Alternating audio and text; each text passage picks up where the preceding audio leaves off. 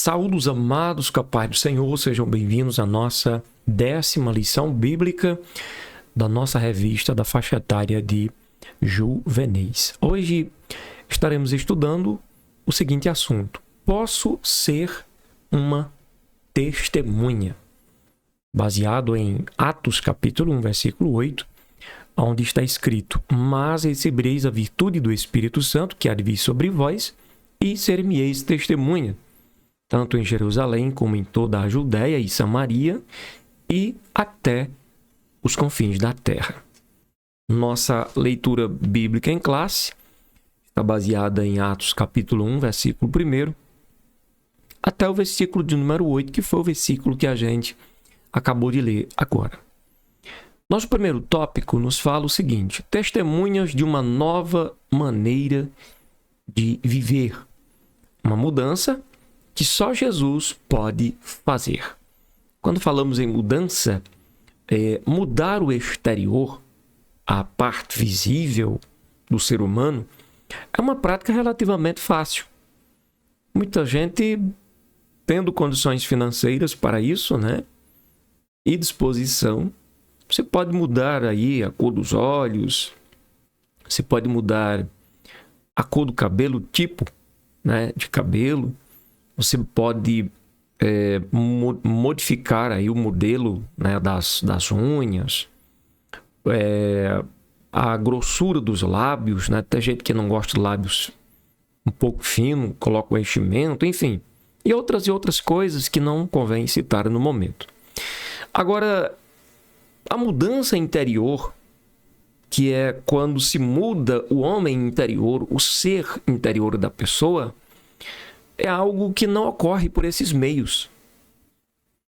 Essa mudança é produzida somente por Jesus quando o aceitamos como Salvador e Senhor pessoal das nossas vidas, passando aí pelo processo do novo nascimento. Então podemos ver exemplos dessa transformação na vida dos discípulos de Jesus, por exemplo. Podemos então dizer que no princípio do ministério terreno do Mestre, eles eram tímidos, outros eram orgulhosos, irados.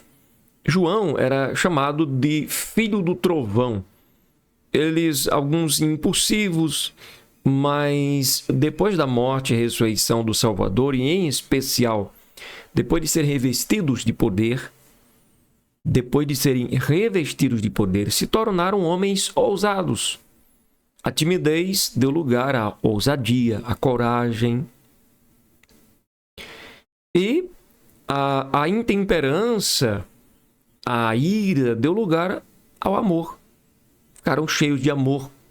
Tão parecidos com Cristo eles ficaram, que Atos capítulo 11, versículo 26, vai dizer para nós que pela primeira vez, na cidade de Antioquia, foram chamados esses discípulos de cristãos. Eles foram chamados de cristãos. Jesus ofereceu a todos uma nova maneira de viver. Jesus atraía todo tipo de pessoas. Jesus atraía os publicanos, Jesus atraía os fariseus, atraía os samaritanos, os ricos, os pobres, até mesmo prostitutas, meretrizes. Ele atraía essas pessoas. E o Evangelho deixa claro para a gente que essas pessoas, uma vez se aproximando do Mestre, por meio da palavra que ouviam, dos ensinamentos, né, essas pessoas eram mudadas. Todos aqueles com os quais ninguém mais se importava eram atraídos por Jesus. Eram pessoas difíceis, como, por exemplo, o gadareno, que ninguém tinha mais controle sobre o gadareno, nem concorrentes. Tem o exemplo também de Zaqueu, tem a mulher samaritana. Mas Jesus recebe essas pessoas, e não somente recebe, como pela sua palavra, pelo seu ensino, pela sua pessoa gloriosa, ele concede a estas pessoas água da vida. Água da vida. Porque o ponto interessante é que não é somente o fato de Jesus incluir ou receber essas pessoas, mas transformá-las, né? Ele não permitiu que essas pessoas continuassem da mesma maneira, porque não faria sentido para o reino de Deus, né? O reino ter súditos não transformados. Não faria sentido, já que o objetivo do reino de Deus é alcançar quem precisa de transformação. Ora, Jesus disse que ele era o médico. O que o médico faz com quem está doente? Recebe bem o paciente e deixa-o como está? Porque o ama? Não. Trata o problema, procura resolver o problema. Se não resolver com antihistamínico, aplica aí, começa a fazer uma sessão de aplicação de antibióticos, mas tem que combater aquela doença. Assim Jesus disse que era o médico. Ele é um médico que combate o pecado na vida do ser humano. Entende? Então, essas pessoas não continuaram da mesma maneira carregando suas dores, seus fardos, né? Porque Jesus deu a elas fardos leves. O Mestre as curou. O Mestre restaurou-lhes a alma e ofereceu a essas pessoas uma nova maneira de viver. Nem mesmo ou nem sempre, né, cuidar das pessoas é fácil, em especial as que estão doentes na alma. Mas fomos chamados para servir a Cristo. Até aqui falamos do exemplo de Jesus, de pessoas transformadas. A lição está falando sobre de que fomos chamados para testemunhar. Testemunhar o quê? Testemunhar do quê? Testemunhar acerca de Jesus e do que ele faz. Qual o objetivo disso? Transformar a vida das pessoas. Então fomos chamados para servir a Cristo e ao mesmo tempo servir ao nosso próximo. Temos de seguir o exemplo de Jesus, que não veio para ser servido, mas para servir e dar sua vida em resgate de muitos. Então, como discípulos de Jesus, temos uma missão, uma meta e muitos anseios a serem alcançados. Segundo tópico, chamados para testemunhar. Paulo, uma testemunha de Jesus. Você certamente já ouviu falar do apóstolo Paulo. Eu acredito que a maioria das pessoas que me ouvem, com certeza, ouviram falar ou já leram acerca de Paulo. Ele teve um encontro com Jesus no caminho de Damasco. E a partir desse momento, nunca mais Paulo foi o mesmo. Paulo foi um pouquinho difícil.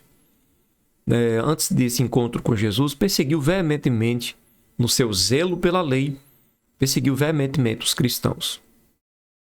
Consentia na morte de alguns cristãos, levava presos, colocava para fora de casa, né?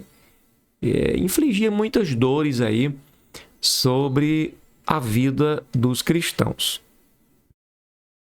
Pois ele era um perseguidor dos seguidores de Cristo, que passou a ser testemunha, depois de ter um encontro com Jesus, seguidor e defensor daquele que ele perseguia. Paulo renunciou todas as suas aspirações a fim de proclamar as boas novas de salvação para aqueles que nunca tinham ouvido falar de Cristo e da sua obra redentora. Como homem transformado, os anseios de Paulo estavam centrados em Jesus. Servir a Cristo e viver para agradá-lo tornou-se o seu ideal.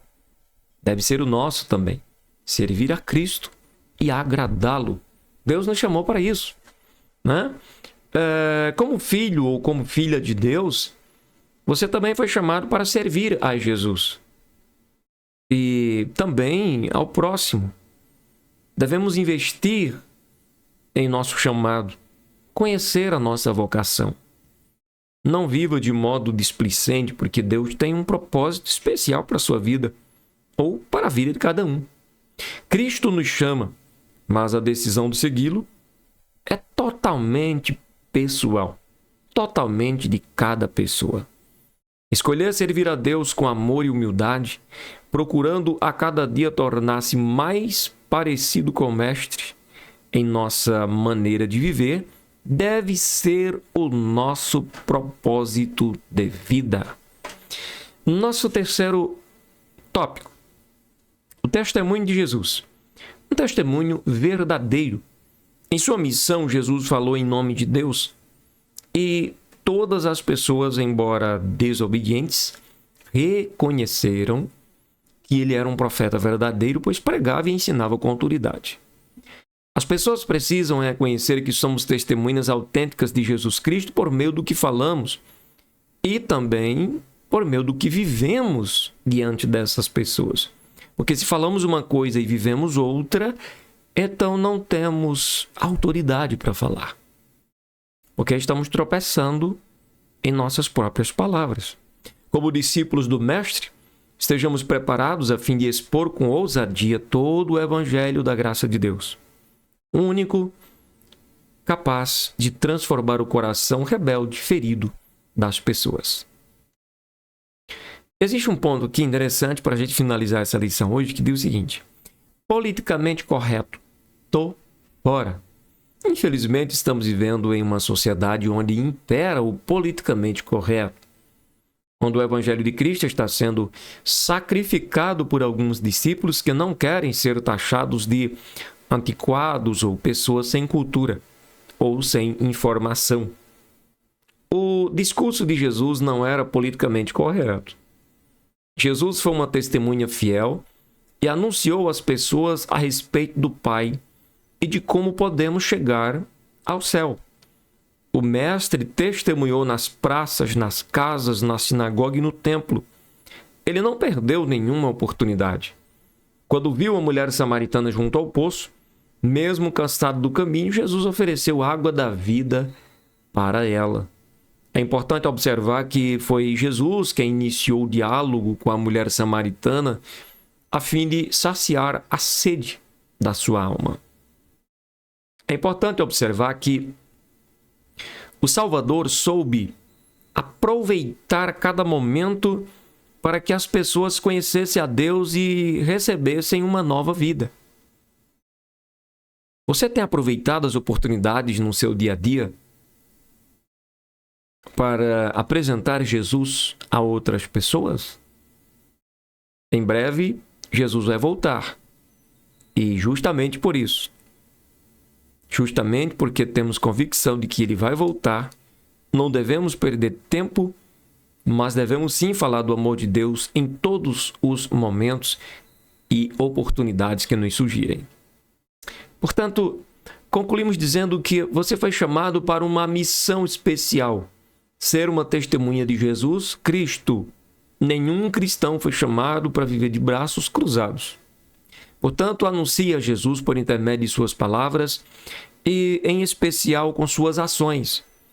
Elas devem ser condizentes com a mensagem que você anuncia, que você prega. Que as pessoas possam ver Jesus Cristo em toda a sua maneira de viver, até porque o próprio Jesus disse: vós sois a luz do mundo.